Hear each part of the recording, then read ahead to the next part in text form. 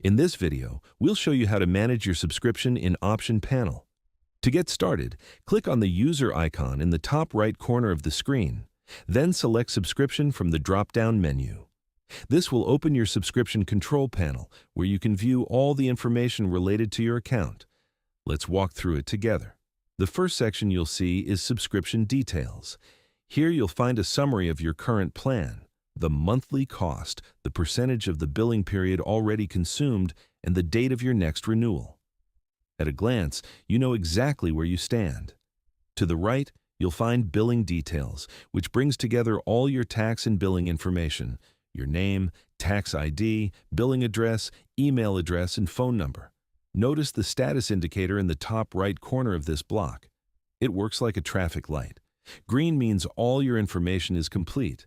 Yellow means some non-essential data is missing, and red means there are required billing details that still need to be filled in.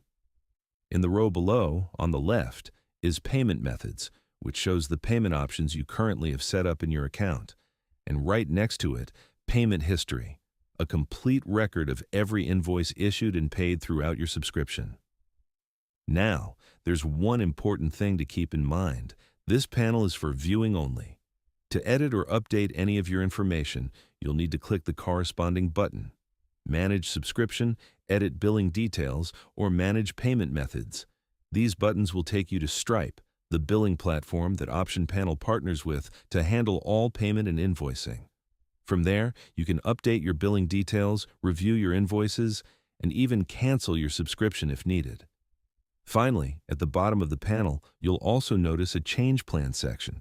We'll cover that in a separate video, where we'll walk you through all your options in detail.